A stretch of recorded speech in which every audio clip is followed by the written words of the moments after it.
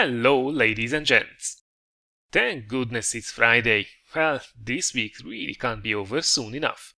But to end it on a high note, let's roll out the pilot episode of our latest series called Ace It.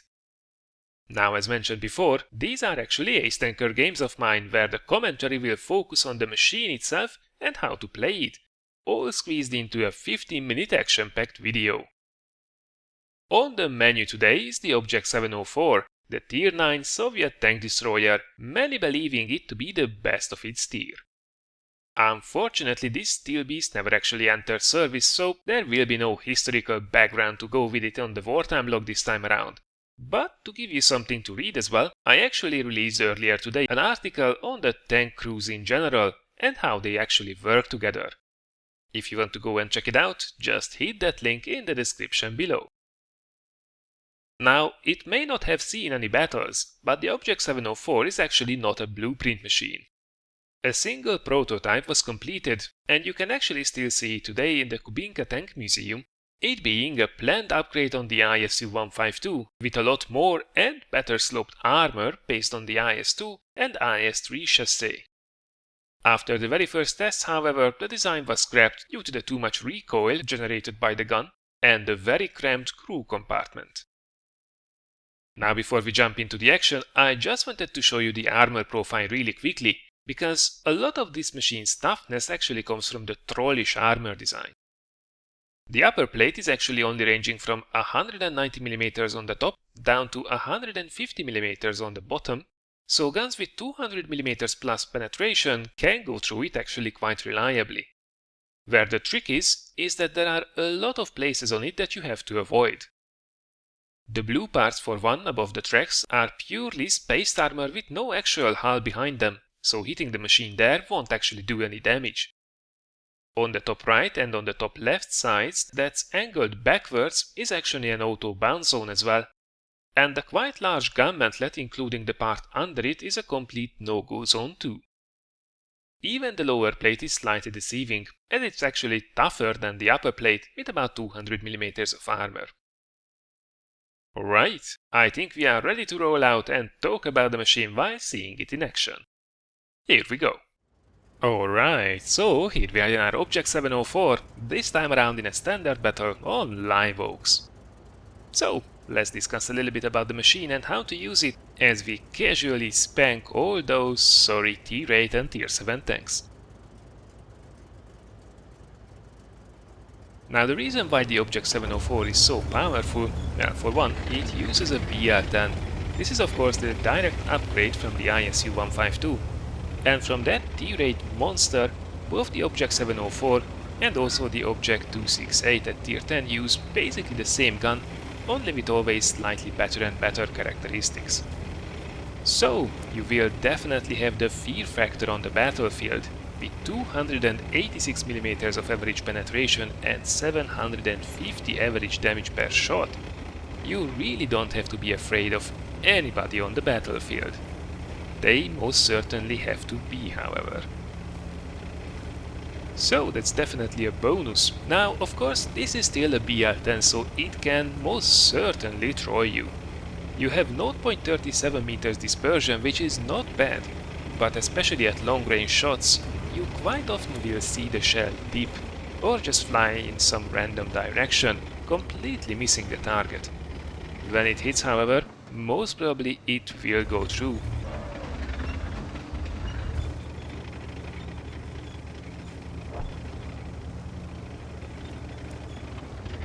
The only real downside probably is that you still have a relatively long aim time.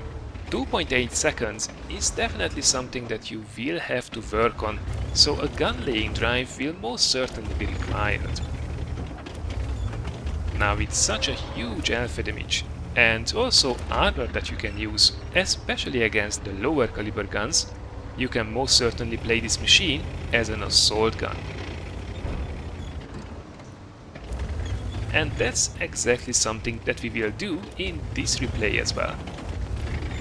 So basically, as long as you can keep your front towards the enemy and approach them in a way that your flanks are secure, and you only ever engage one enemy at a certain time, you should be in a really strong position. You also see me here basically being pulled down on that ridgeline. And that's also something that you should always try to do. As you see, the upper plate, as we casually blasted T-43 into oblivion with a really nice roll.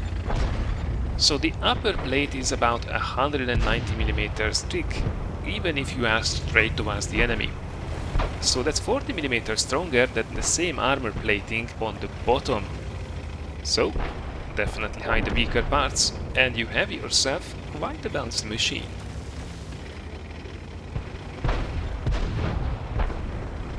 Now, something about working ridgelines is that you only have 6 degrees of gun depression. But since this machine is rather low profile, that's actually not a huge issue.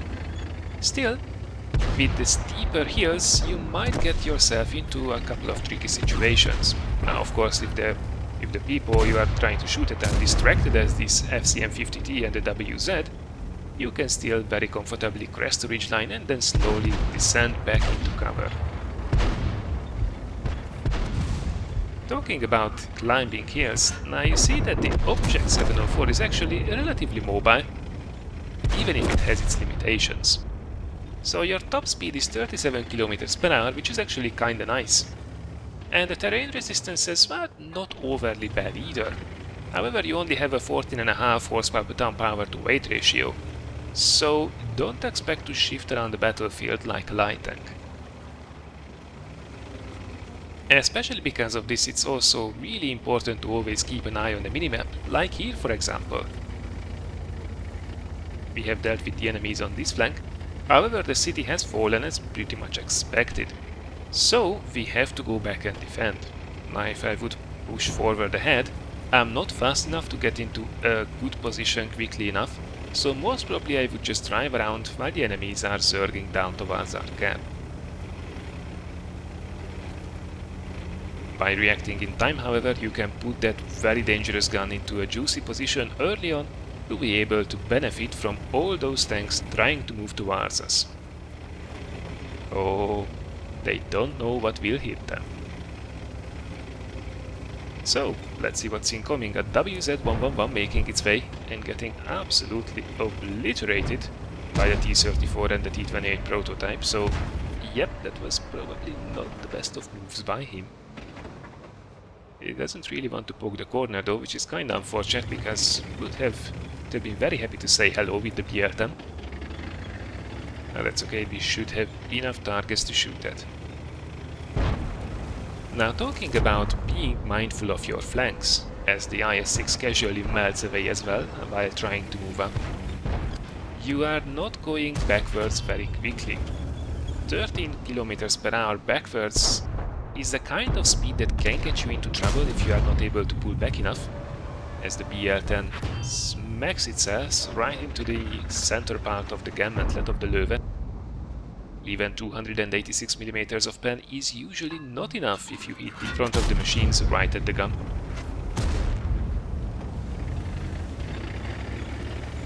So the backward speed can be tricky.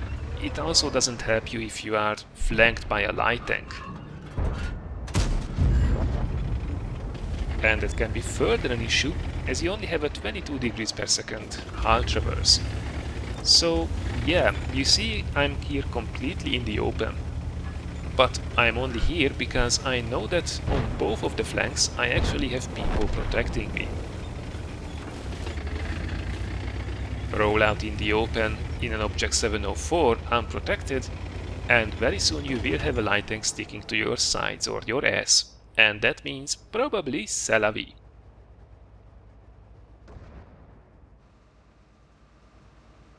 Now, so far so good. The match is kinda tight, kinda isn't.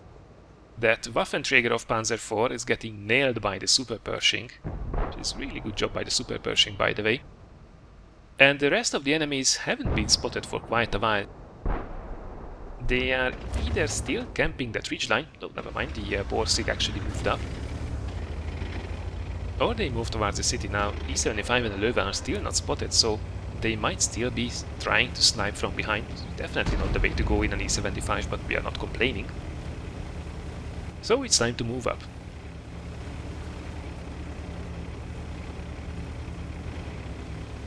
Now, in a tier 10 match, especially with artillery about, I would be playing this machine a lot more campy. And the beauty of this machine is that it's very good both in a stealthy location and also playing it as an assault gun. Talking about assault, that Borsig should reverse back into our line of fire. Beautiful. Almost dead on average. Whoops, that guy is still aiming at us, and there you go. A tier 8 tank destroyer that actually used the bigger gun with the lower penetration. But still, he had no problem going through our frontal armor because he hit one of the weaker parts.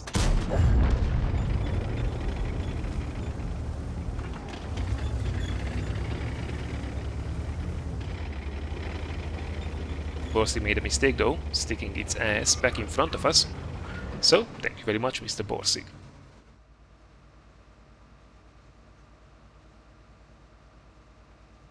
Both the Löwe and the E75 are still absent. So I'm thinking at this stage probably they did pull back towards their cap and into that depression behind it, which is actually, if there is no artillery in the game, quite a strong position to defend from. So let's move on. Now I still really want to get some additional damage, and both the Löwe and the E75, as playing as defensively as they are, should have a lot of HP left. Hopefully we can convince them to donate it to us.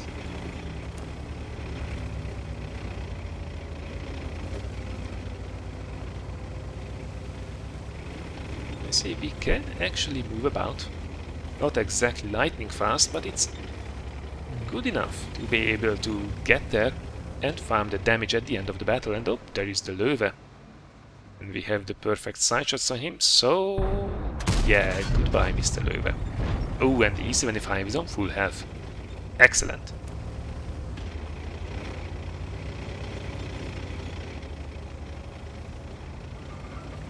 I'm trying to stay here in low ground, trying to avoid taking the shot earlier than necessary. I can take one shot from the E75, which should allow me to put at least 2 good rounds into him.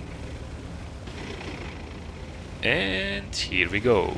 Alright, E75. Side of it, no problem with this penetration. Now he repairs instantly, so probably we will not be able to keep him tracked. And an E75 frontally is definitely a tough one. Makes a mistake though. He allows us to take a shot into the lower plates. And then it's side hugging time. There we go, we take the shot. But the E75 has a very long reload and, well, he makes a huge mistake here. Should have been continued to side hug us. Instead he gives us the weakest part of his tank, the lower plate. So that means kill number 6, Top Gun is secure. So that was one satisfying round in the Object 704. Sure, we had really nice matchmaking, but in reality, a tier 10 match is not that much different in this machine. You can't rely on your armor that much, but the enemy tanks will still shit themselves when they bump into you on a corner. But back to the results. Ace Tanker, High Caliber and Top Gun. All this worth close to 9000 experience with all the multipliers included, and Tank Destroyer Mission 14 with honors while playing solo. One more step closer to that elusive T-55A. Now looking at the team results, with 6600 damage and 6 kills, we did some serious damage to the enemy team, as also pretty much expected being one of the very few tier 9s in this match. And last but not least, we fired 13 shots, hitting 12 and penetrating all but one of them. And as in the end we didn't have to fire any APCR rounds, and to be honest, you only need those on some really rare occasions against the toughest of the tier 10 crowd, this was actually a 41,000 credit profit round in a tier 9 machine. Right, this was then our very first episode of the ACID series, this time around featuring the monster that's the Object 704. Let me know how you liked it, and of course many thanks if you deem it worthy a like or a share.